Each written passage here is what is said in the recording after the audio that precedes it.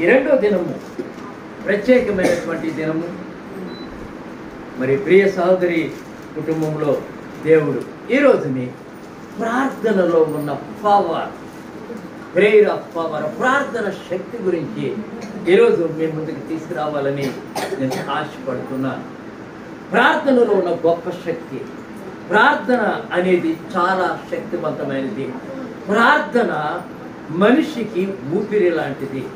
ఊపిరి తీసుకోకపోతే మనుషుడు ఎలా చనిపోతాడో, ప్రార్థన లేకపోతే ఆత్మీయ జీవితంలో ఆ వ్యక్తి చనిపోతాడనే విషయాన్ని మనము జ్ఞాపకం చేసుకోవాలి.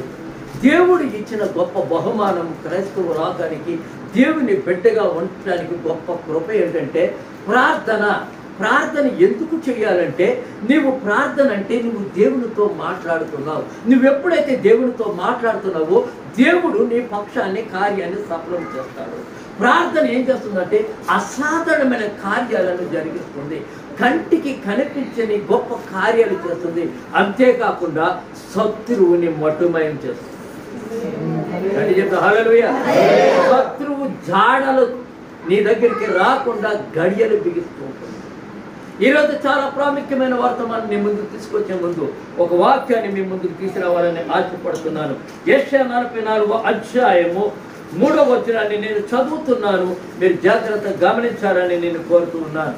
యెషయా 44వ అధ్యాయము 3వ వచనము ఏం చెప్తున్నదంటే, నేను దప్పిక గల వాని మీద నీళ్లను, ఎండిన భూమి మీద ప్రవాహమును కుమ్మరిస్తాను.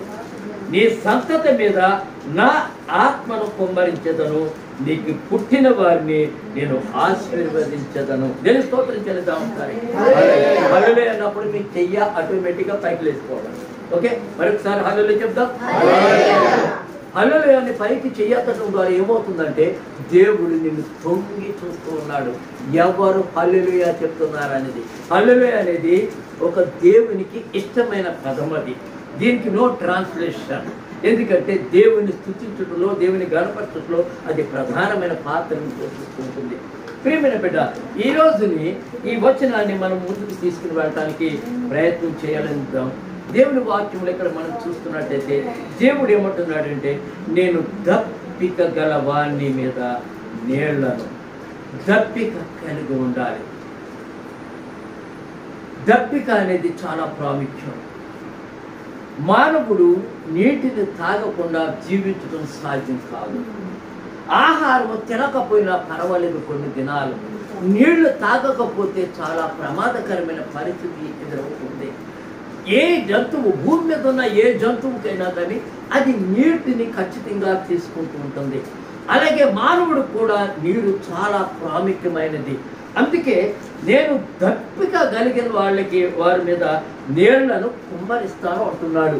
దప్పిక అంటే ఇక్కడ దేవుడు యెషయా ద్వారా దేవుడు ఏం మాట్లాడుతున్నాడు అనేది చూస్తుంటే, ఇక్కడ ఏ దప్పిక గురించి మాట్లాడుతున్నాడంటే, శరీర సంబంధముగా మనం వాక్యాన్ని ఎప్పుడు ధ్యానించకూడదు. బైబిల్ ఎప్పుడు నువ్వు శరీర సంబంధంగా ధ్యానిస్తే అది నీకు అర్థమే కాదు. నువ్వు వాక్యాన్ని ఎప్పుడు ఆత్మ సంబంధంగానే నువ్వు ధ్యానించాలి. ఈ దప్పిక ఏ దప్పిక గురించి మాట్లాడుతున్నాడంటే, ఇదే మాట యేసుక్రీస్తు ప్రభులు వారు మరి యోహాను సువార్తలో అడుగుతున్నాడు. మీలో ఎవరికైనా దప్పిక ఉంటే నా యొద్దకు వచ్చి మీరు దప్పిక తీర్చుకోవాలి అని అడుగుతున్నాడు. ఎందుకంటే ఇక్కడ ఏ దప్పిక గురించి మాట్లాడుతున్నాడు అంటే, యేసుక్రీస్తు ప్రభులు వారు ఒక ప్రత్యేకమైన దప్పిక గురించి ఎందుకు చెప్తున్నాడంటే, పరిశుద్ధాత్మ అనే దాహం నువ్వు కలిగి ఉండాలంటే. పరిశుద్ధాత్మ దేవుని యొక్క దాహం ఎప్పుడైతే నువ్వు కలిగి ఉంటావో, నీ జీవిత విధానము, నువ్వు నడిచే విధానము, నువ్వు ప్రార్థించే విధానము, నువ్వు చూసే విధానము, నడిచే విధానం అన్ని కంప్లీట్గా చేంజ్ అయిపోతూ ఉంటాయి.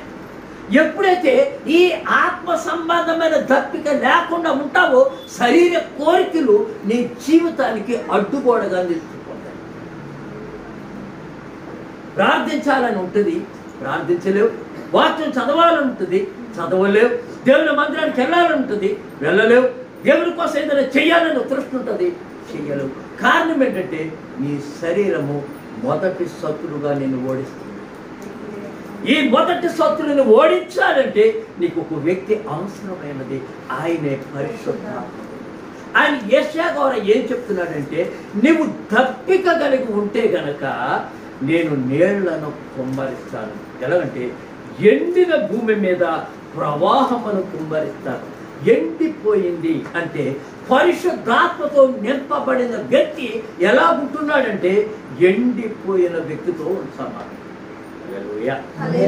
బైబిల్ ఒక మాట యేసుప్రభు మాట్లాడతాడు, మీరు జీవిస్తున్నారనే పేరు మీకు ఉందని కానీ మీరు ఇక్కడ మనుషుడిగా నువ్వు జీవించవచ్చు, ఒక మంచి క్రైస్తవురాలుగా నువ్వు జీవించవచ్చు, ఒక మత సంబంధమైన వ్యక్తిగా నువ్వు జీవించవచ్చు, కానీ దేవుని దృష్టిలో ఇస్ డాడ్. దేవుని దృష్టిలో జీవించాలంటే నువ్వు పరిశుద్ధాత్మ శక్తి నీ జీవితంలో అవసరం. అందుకే ఆయన ఏమంటున్నాడంటే, ఎండిన ప్రవాహ జలముల మీద నేనేం చేస్తానంటే కుమ్మరిస్తాను, నీళ్లను కుమ్మరిస్తాను, నీ సంతతి మీద నా ఆత్మను కుమ్మరిస్తాను. నువ్వెప్పుడైతే పరిశుద్ధాత్మతో నింపబడ్డావో నీ పిల్లలకు కూడా ఆ వరాన్ని దేవుడు ఇవ్వబోతున్నాడు అంటాడు. అంతేకాకుండా వారికి పుట్టిన పిల్లలను కూడా దీవించబోతున్నాడు అంటున్నాడు. దేని స్తోత్రం ఏమైనా బిడ్డ, ఈ దినములో మీ దగ్గరికి పరిశుద్ధాత్మ దేవుడు తీసుకొచ్చిన వర్తమానం, ప్రార్థనలో ఉన్న శక్తి ఏంటి అనేది మీరు అనేక రీతిలుగా మనం చెప్పొచ్చు. ఈ రోజుని ఇద్దరు వృద్ధ స్త్రీల గురించి నేను మీతో మాట్లాడబోతున్నాను. హల్లెలూయా. వాళ్ళు, ఒక ఆమె పేరు పెగ్గే, ఒక ఆమె పేరు క్రిస్ట సంతే అని ఒక ఇద్దరు పేర్లు వృద్ధులు. ఒక ఆమెకి 84 సంవత్సరాలు ఉన్నాయి, ఒక ఆమెకి 82 సంవత్సరాలు. మొదటి సిస్టర్కి బ్లైండ్, ఏమాత్రం కన్నులు ఆమెకి కాదు. రెండో ఆమెకి ఆర్థరైటిస్ ప్రాబ్లం వల్ల నడుము పనిచేయదు, ఆమె వంగుతూనే ఉంటుంది, ఆమె బొంగే ఆమె ప్రయాణం చేస్తుంది. ఇలాగా ఆమె వాళ్ళు మంచి ప్రార్థన పరులు. దేని స్తోత్రం గల హల్లెలూయా. వారి గొప్ప ప్రార్థన ఉద్యోగం కలిగినటువంటి వారు సంఘానికి వెళ్ళలేకపోతున్నారు. ఎందుకంటే 84 సంవత్సరాలు 82 సంవత్సరాలు, ఒక ఆమెకి కళ్ళు కనపడవు, ఒక ఆమెకి నడుము పనిచేయదు, కానీ వారి ఇళ్లలోనే ఉండి ప్రార్థన చేసుకుంటూ ఉన్నప్పుడు సంఘములో కొంతమంది వచ్చి సంఘములో ఉన్న పరిస్థితులు ఆమెతో పంచుకుంటూ ఉన్నారు. ఒక రోజుని ఒక ఆయన వచ్చి, అయ్యా ఎలాగుంది మన సంఘం, ఎలా జరుగుతుంది ఆరాధన, ఎలా ఉంది అంటున్నప్పుడు ఇది నేను ధ్యానిస్తున్నప్పుడు నిజంగా నాకు దుఃఖమే వచ్చింది. అవును, ఇప్పుడున్న పరిస్థితులు అలాగే కనపడుతున్నాయి, మన సంఘం కూడా అలాగే ఉంది అని అనిపించి నేను చాలా మూలిగాను ఏడ్చాను కూడా. అక్కడ అడుగుతున్నాడు, ఆ వచ్చిన వ్యక్తి అడుగుతున్నారు, మన సంఘం ఎలా ఉంది, ఎలాగ రగులుతుంది, ఎలాగ ప్రజలు దీవించబడుతున్నారంటే, అమ్మ మీరు ఉన్నప్పుడు ఉన్న విషయం వేరు, ఇప్పుడు మొత్తం చల్లారిపోయింది, యవ్వనస్తులు ఎక్కడికో వెళ్ళిపోయారు, ఏదో జరుగుతుంది ఆరాధనకి వస్తున్నారు, వెళుతున్నారు, వెళ్ళిపోతున్నారు తప్ప మళ్ళా ఏమి అక్కడ కార్యాలు జరగటం లేదన్నప్పుడు వాళ్ళు ఏడుస్తారు. ఏడ్చి ఒక నిర్ణయానికి వచ్చారు. ఏమిటా నిర్ణయానికి వస్తే వాళ్ళు ఒకటే అనుకున్నారు, ఏమంటే 84 సంవత్సరాలు 82 సంవత్సరాల వయసు కలిగినటువంటి వాళ్ళు ఒక తీర్మానం చేసుకున్నారు. ఏమిటా తీర్మానం అంటే, వారానికి 3 రోజులు ఉపవాసం ఉండి మనం ప్రార్థన చేయాలి. హల్లెలూయా. వారానికి 3 దినాలు ఉండి మనం ప్రార్థన చేద్దాం అని వాళ్ళు సమయాన్ని ఒక కేటాయించుకున్నారు. రాత్రి 10 గంటల నుంచి తెల్లవారుజాము 3 గంటల వరకు మనం ప్రార్థన చేయాలి. గమనించండి, హౌ టు పాసిబుల్. ఒక్క దినాన్ని నేను ఆలోచిస్తున్నాను, మనము ఒక్క దినము టిఫిన్ లేట్ అయినా, ఒక్క దినం ఉపవాసన సాయంకాలానికి ఎంతో కళ్ళు తిరిగి పడిపోయే పరిస్థితులు వస్తున్నాయి. ఒకప్పటికి ఒక ఆమెకి ఆర్థరైటిస్ ప్రాబ్లం, అంటే ఆమె బోన్స్ పనిచేయవు, ఆమె ట్యాబ్లెట్ వేసుకోకపోతే ఆమె పని చేయదు, ఒక ఆమె బ్లైండ్, ఆమె కళ్ళు కనపట్టలేదు. అలాంటి పరిస్థితులు కలిగిన వాళ్ళు ఒక ఫ్యాషన్ ఏంటంటే సంఘములో ఉద్యమం చల్లారిపోయింది అనేటప్పటికీ వాళ్ళు గుండెల భారము పెరిగిపోయింది. పెరిగిపోయి వాళ్ళు ఏం చేస్తున్నారో తెలుసండి, ప్రార్థన చేయటం ప్రారంభించారు. రాత్రి 10 గంటల తర్వాత నుంచి 3 గంటల దాకా ప్రార్థన చేస్తూ, ప్రభువా యవ్వనస్తులు ఉజ్జీవన రగిలించు, సంఘములో ఉజ్జీవన రగిలించని ప్రార్థన చేసుకుంటారు. వారానికి 3 రోజుల నుండి ప్రార్థిస్తున్నారు. ప్రార్థిస్తూ వెళుతున్నప్పుడు అప్పుడు ఆమెకి దేవుడు ఈ వచనాన్ని ఇచ్చాడు. ఏమి వచనం? ఇప్పుడు నేను చదివిన వచనమే మరొకసారి మీ ముందుకి రిపీట్ చేస్తున్నాను. వారికి ఈ దేవుడు వారితో ఈ మాట మాట్లాడాడు, నేను తప్పిది గల వారి మీద నీళ్లను, ఎండిన భూమి మీద ప్రవాహ జలములను కుమ్మరిస్తాను, నీ సంతతి మీద నా ఆత్మను కుమ్మరిస్తాను, నీకు పుట్టిన వారిని నేను ఆశీర్వదిస్తాను. ఇక ఈ మాట వాళ్ళు ఉజ్జీవాన్ని రగిలించి అక్కడ ఉన్నటువంటి పాస్టర్ గారికి, ఆ సంఘ పాస్టర్ గారికి కబురు చేశారు, అయ్యా మేము ప్రార్థన చేస్తూ ఉన్నాం, మీరు కూడా ఈ ప్రార్థనలో జాయిన్ అవ్వండి, మీ సంఘములో కొంచెం పెద్దలుగా ఉన్నవారు ప్రార్థన చేసే వారిని తీసుకురండి, మనము కలిసి ప్రార్థన చేద్దామంటే ఆ దైవజనుడు చాలా సంతోషించి వాళ్ళు రోజు మొదలైంది. ఇక ప్రతిరోజు 10 గంటల నుంచి 3 గంటల వరకు వారు ప్రార్థిస్తూ, వాళ్ళు కన్నీరు కారుస్తూ ప్రార్థన చేయటం ప్రారంభించినప్పుడు పరిశుద్ధాత్మ దేవుడు అక్కడికి దిగొచ్చాడు. దేని స్తోత్రం కలగాలి. పరిశుద్ధాత్మ దేవుడు దిగొచ్చి అక్కడ ఉన్నటువంటి ఒక వ్యక్తితో దేవుడు ఈ విధంగా మాట్లాడాడు. ఇందాక మీరు వాక్యాన్ని చదివారు సుమా. ఆ వాక్యములో 24వ కీర్తన 3-4 వచనాలు వారి ముందుకి దేవుడు తీసుకొచ్చాడు. తిరిగి చదవాలని కోరుతున్నాను. 3-4 వచనాలు చదవను. యెహోవా పర్వతమునకు ఎక్కదగిన వాడెవడు? ఆయన పరిశుద్ధ స్థలములో నిలవదగిన వాడెవడు? వ్యర్థమైన దాని యందు మనసు పెట్టకయు, కపటముగా ప్రమాణము చేయకయు, నిర్దోషమైన చేతులను శుద్ధమైన హృదయమును కలిగి ఉండువాడే వాడు యెహోవా ఆశీర్వాదం ఉన్నది. పరిశుద్ధాత్మ దేవుడు సంఘములో ఒక యవనస్తుడికి వాక్యాన్ని బయలుపరిచాడు. అప్పుడు ఆ యవనస్తుడు అతడు తన గుండెలను బాదుకున్నాడు. అయ్యో, ఆయన పరిశుద్ధ స్థలములో నిలబడటానికి మనం ఎలా వస్తున్నాం దేవుని మందిరానికి? How to prepare? ఒక ప్రార్థన జీవితం లేదు. మన పనులు మనం చేసుకుంటున్నాం. 24 గంటలు మన పనులు చేసుకుని వచ్చేసి మందిరంలో కూర్చుంటున్నాం. చక్కగా ఏదో పాట పాడతారు, ఏదో వింటారు, చక్కగా నిద్ర వస్తుంది, చక్కగా చూసుకుంటావు, వెళ్ళిపోతావు, మళ్ళీ నీ పనులోకి వెళ్ళిపోతున్నావు. ఎక్కడ క్షమించబడుతున్నావు నువ్వు అని యవ్వనస్తుడి యొక్క గుండెలకి తాకి అంటున్నాడు. అయితే మొట్టమొదటిగా మన సంఘము ఉజ్జీవింపబడాలంటే ప్రభువు పాదాల దగ్గర క్షమాపణ వేడుకోవాలి. ప్రభు పాదాలు పట్టుకోవాలి. ప్రభువా, నీ పరిశుద్ధ స్థలంలోకి నేను నీ పరిశుద్ధ స్థలంలో ఎవడు నిలవగలడు? పరిశుద్ధ స్థలం అంటే ఎక్కడ 2-3 నా నామమును కూడి ఉంటారు, వారి మధ్యన ప్రభువైన యేసు వస్తానన్నాడు. అదే పరిశుద్ధ స్థలం. ఈరోజు ఇక్కడగా ఈ సమాజంగా ఈ సహోదరి ఇంటిలో మనం కూడుకున్నామంటే పరిశుద్ధాత్మ దేవుడు ఎక్కడుండి నిన్ను నన్ను గైడ్ చేస్తాడు. ప్రార్థన వాళ్ళు ఒప్పుకున్నారండి. ఒప్పుకుని ఆ పెద్దవాళ్ళు సైతము ఆ దైవజనుడి చేత, ప్రభువా నీ మనస్సుని మేము అర్థం చేసుకోలేకపోయాము, మమ్మల్ని క్షమించమని ప్రార్థిస్తున్నారు. ప్రార్థన ఏడుస్తూ ప్రార్థన చేస్తున్నప్పుడు వారికి ఒక ఆలోచన వచ్చింది. వారికి 2 వ్యక్తులు ఉన్నారు కదండి. వాళ్ళిద్దరికి మరొక దర్శనం వచ్చింది. ఏమంటే, అయ్యా, సంఘములో ప్రవాహం వస్తున్నట్టుగా మేము చూస్తున్నాము, గొప్ప ప్రవాహం వస్తున్నట్టుగా మేము ప్రజలను చూస్తున్నాము. అయితే ఒక దైవజనుడిని పిలిపించు అని వాళ్ళిద్దరూ కబురు చేశారు. వెంటనే ఆ ప్రదేశానికి ఒక దైవజనుడు వచ్చాడండి. ఆ దైవజనుడు ప్రపంచాన్ని గురువు తొలగించేటువంటి గొప్ప దైవజనుడిగా అతను ఉన్నాడు. ఆ దైవజనుడు నేను పిలిచాను.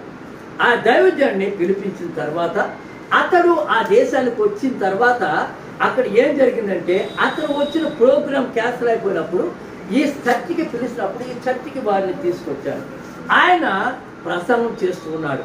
అది మొదలై 11 గంటలు అయ్యేటప్పటికి అందరూ బయటికి వస్తూ ఉన్నారు. బయటకు వచ్చేటప్పటికి ఏం జరిగిందంటే, ప్రసంగం అయిపోయి బయటకు వస్తున్నప్పుడు అక్కడ వీళ్ళు బయటకు వచ్చేటప్పటికి ఒక అద్భుతమైన విషయం కనపడింది. ఏంటంటే ఆ 3 గంటల సమయంలో ఆ చుట్టూ ఉన్నటువంటి ఆ కాటేజెస్ అంతా ఏమంది, ఇది స్కాట్లాండ్ దేశంలో జరిగింది. ఇది స్కాట్లాండ్ దేశంలో, ఆ దేశంలో దీవులు ఉంటాయండి. ఆ దీవులలో దీవిలో ఈ అద్భుతమైన హెరిడే అనే ప్రదేశంలో ఈ కార్యం జరిగిందనమాట.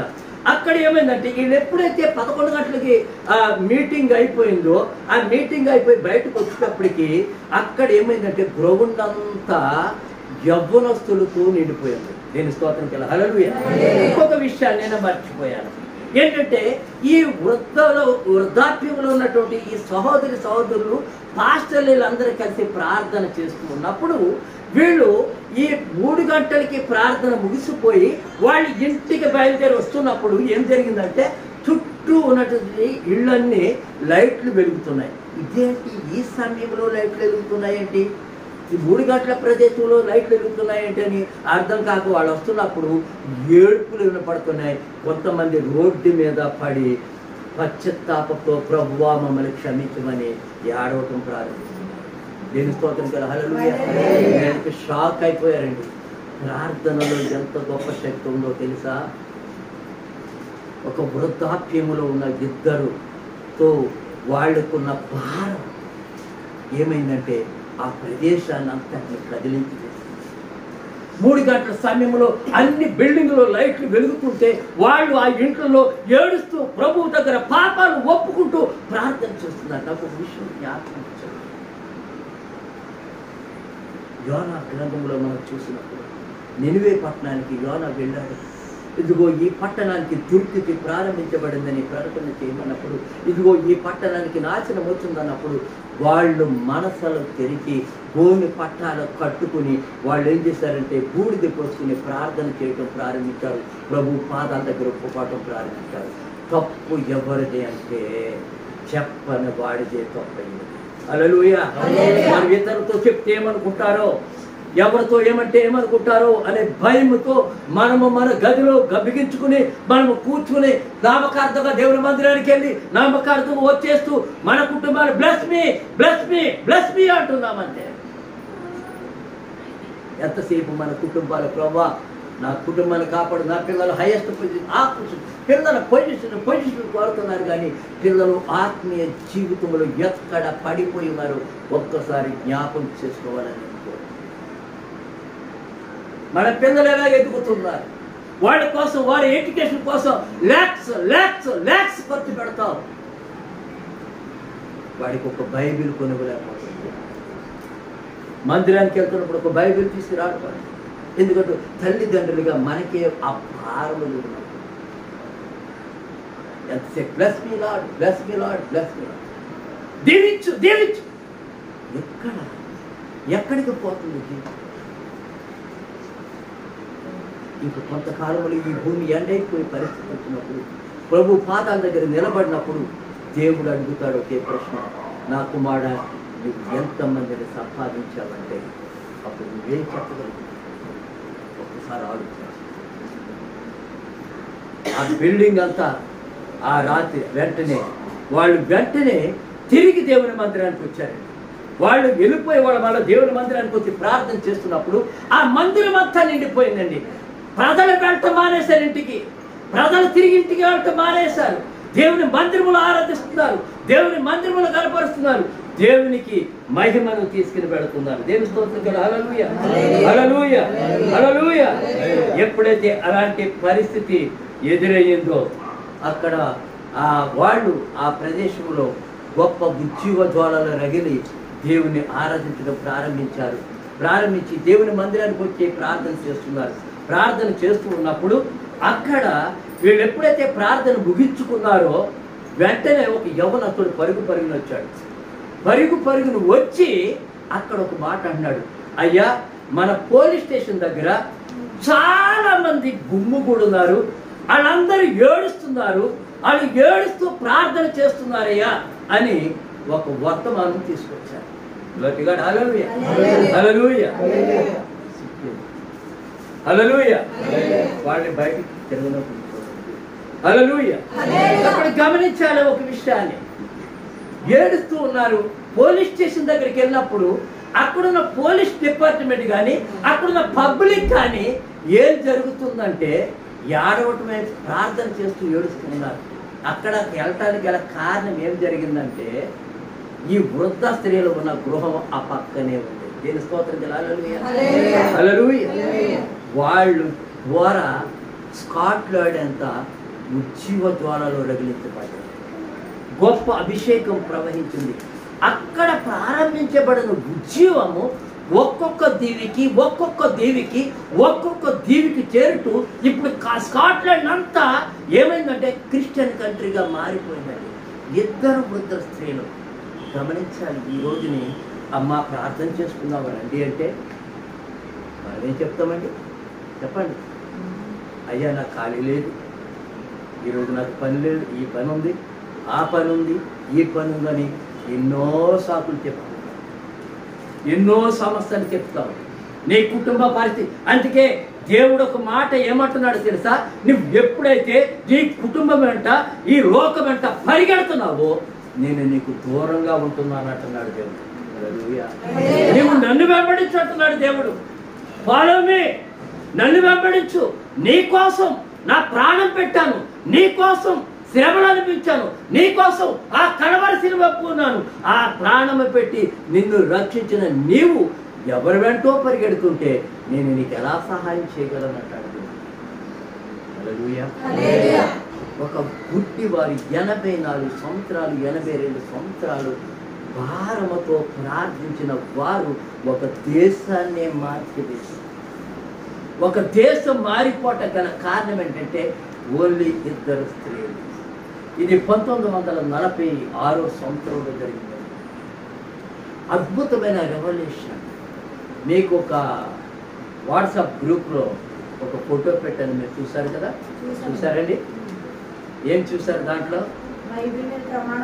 దేని స్తోత్రం. ఎన్ని ఉన్నాయి అక్కడ బైబిల్స్? 2 బైబిల్స్ దానిపైన. ఈ రోజుని దాన్నే తీసుకురాబోతున్నారు.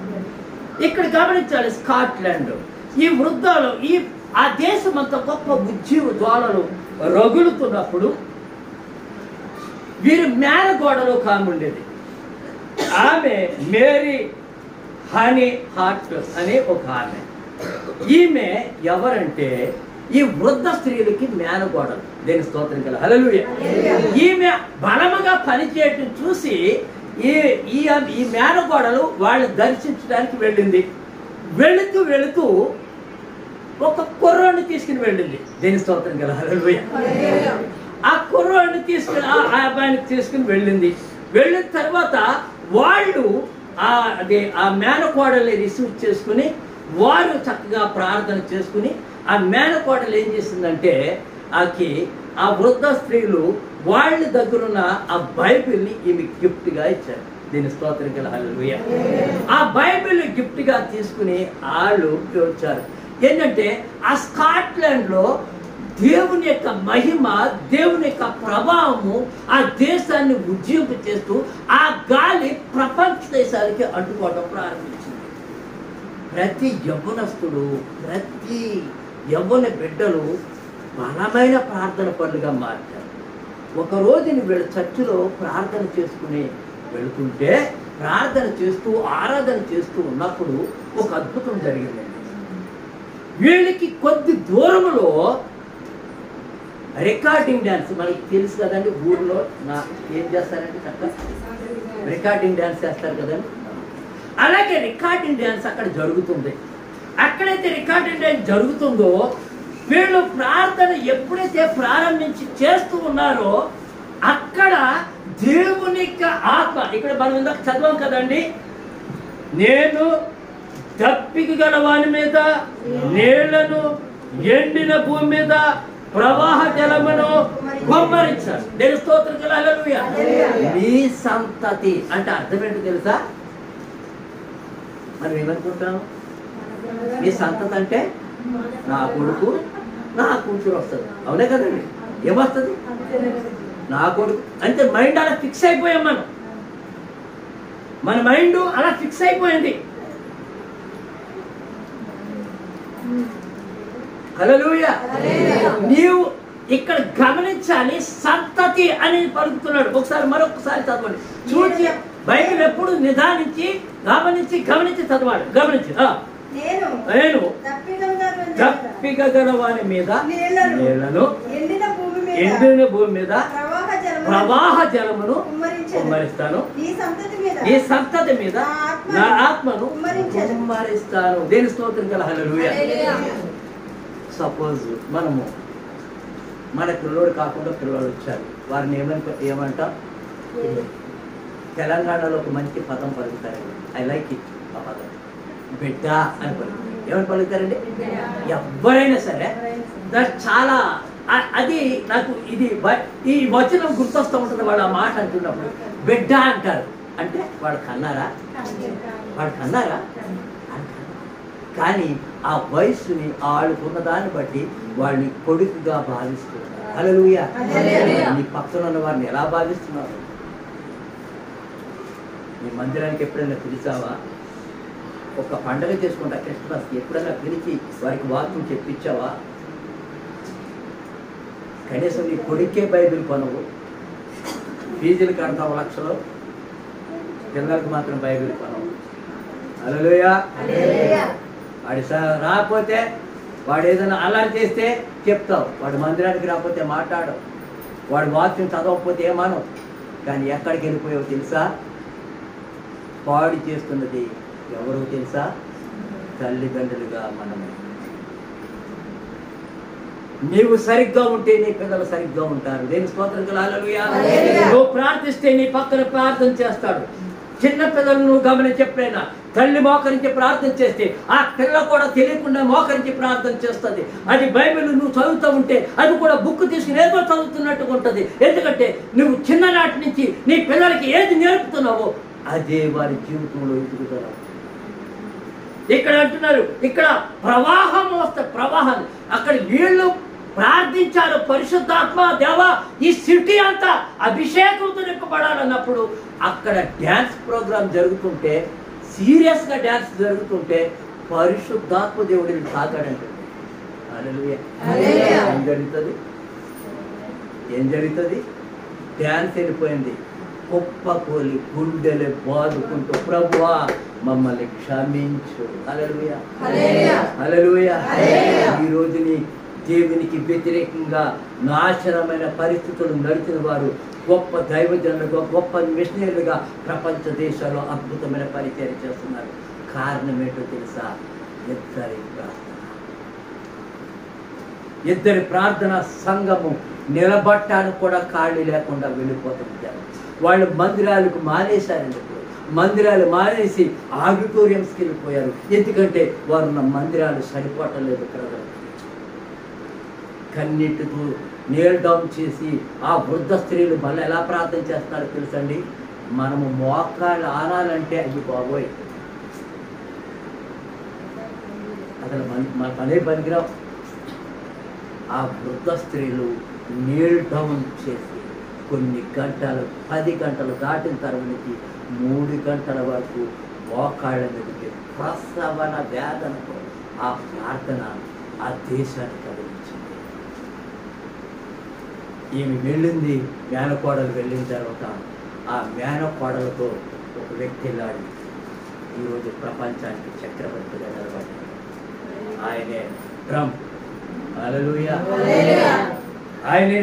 ఆయన బైబిల్ ఎడల గొప్ప ప్రభావం ఉంది. అక్కడ గొప్ప ఉజ్జీవ జ్వాలలో రగిలించిన ఆ దేశం నుంచి ఆ గిఫ్ట్ తీసుకున్న ఆ తల్లి వచ్చి చిన్ననాటి నుంచి అతని దైవ భయములు, దేవుని ప్రేమలు, దేవుని యొక్క కృపలు ఆ తల్లి పెంచింది. ప్రార్థన చేసింది ఆ కుమారుడు కోసం. ఆ కుమారుడు ప్రార్థన చేస్తున్నాడు. మీరు ఒకటి గమనించాలి. ఫస్ట్ సార్ కూడా ప్రైమ్ మినిస్టర్ అయిన తర్వాత ఆయన ఆ దేశపు ఆచారం ఏంటంటే ఆయన ఒక ప్రత్యేకంగా అది ప్రమాణ స్వీకారం చేస్తాడు. ఏంటంటే ఆ ప్రమాణ స్వీకారము బైబిల్ మీద చేస్తాడు. దేని స్తోత్రం కదా. హల్లెలూయా.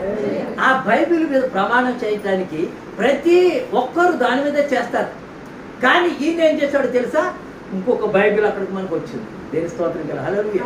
ఇది ఎవరి చేతుల నుంచి వచ్చింది? 84 సంవత్సరాలు 82 సంవత్సరాలు వృద్ధము గుడ్డితనముతో ఉన్నామే, నడుము ఉంగిపోయిన ఆమె, వాళ్ళిద్దరు ప్రార్థన, వాళ్ళ బైబిల్ ఈమెకి గిఫ్ట్గా ఇస్తే ఆ తల్లి ఏం చేసిందంటే ఆ గిఫ్ట్గా కుమారుడికి ఇచ్చింది. దీని స్తోత్రం కదా, హల్లెలూయా. ఎప్పుడైతే ప్రైమ్ మినిస్టర్ అయ్యాడో ఆ బైబిల్ తీసుకొచ్చి ఆ బైబిల్ మీద ఈ బైబిల్ పెట్టి ఆయన ప్రమాణం చేయడం ప్రారంభించాడు. దీని స్తోత్రం కదా, హల్లెలూయా. విషయం తెలుసా మీకు? ట్రంప్ మామూలు కాదండి. ప్రపంచములో ధనం, ఆయనకి 7 ఫ్లైట్స్ ఉన్నాయండి, బోయింగ్ ఫ్లైట్స్. ప్రపంచంలో అంత ధనవంతుడికి ఎవరు లేడు. కారణం ఏంటి తెలుసా? దైవ భయముతో, దేవుని ప్రేమతో, ప్రార్థనతో ఎదుగాడు దాంట్లో. హల్లెలూయా. పిల్లలని ప్రార్థన జీవితంతో పెంచితే పెద్దవాడైన తర్వాత వాడి జీవితం ఎలాగ మారిపోతుందో తెలుసా? ఈరోజు మన పిల్లల్ని మంచి కాలేజీలు పంపుతాం, మంచి యూనివర్సిటీలు పంపుతాం. ఇది చదివిన తర్వాత నేను చాలా తప్పుపడ్డాను.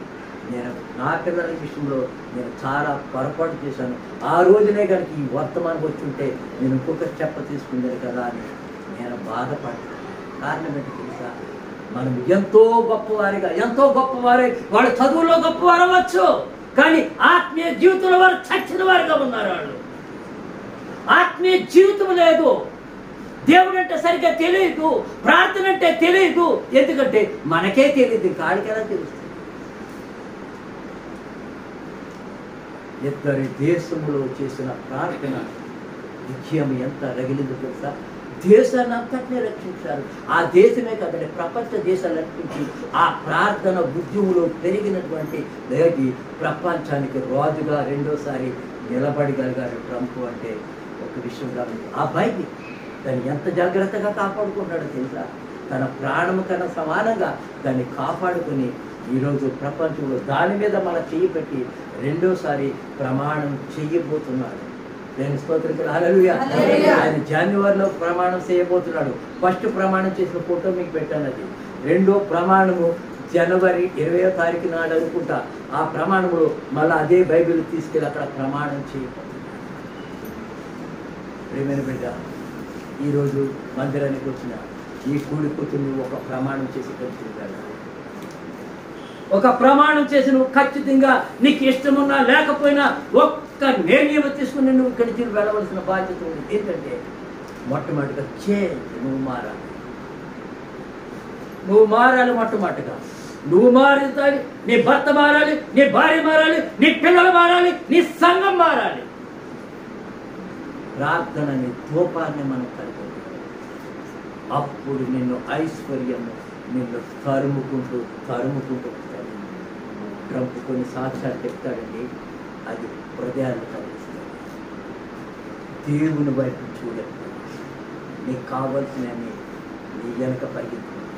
నీకు కావలసిన వాటి వైపు నువ్వు చూసినంతసేపు అవి నీకు అందరంత దూరంగా వెళ్ళిపోతాయి. నువ్వెంత ప్రార్థన చేసినా అనుకుంటావు, ఎంత ప్రార్థన చేస్తున్నా ఎందుకు జరగట్లేదంటే నువ్వు దాని వెనక పరిగెడుతున్నావు తప్ప యేసు వెనక పరిగెడుతున్నావు. దేని స్తోత్రం కదా, హల్లెలూయా. యేసు కోసం పని చేయట్లేదు. నీ జీవితం యేసు కోసం సమర్పణ కలిగింది. ఆ వృద్ధ స్త్రీలు మోకాళ్ళ ముందుండి 10 గంటల నుంచి 3 గంటల వరకు అంగలార్చిన ఆ ప్రార్థన యవ్వనస్తులు మారారు, పెద్దలు మారారు, అందరూ మారారు. ఆ దేశమే మార్చేశారు. నీవు కూడా మనము కూడా అలా ప్రార్థన చేస్తే మరి ఇండియానే మార్చేయచ్చు. అలాంటి భారము నీకు నాకు కలిగి ఉన్నప్పుడు ఈ ఇంటికి కావలసిన ఆశీర్వాదం, నీ ఇంటికి కావలసిన ఆశీర్వాదం పరిశుద్ధాత్మ దేవుడి లేచి నిలబడి ప్రార్థన చేస్తున్నాడు. ప్రభువానికి స్తోత్రం అంటే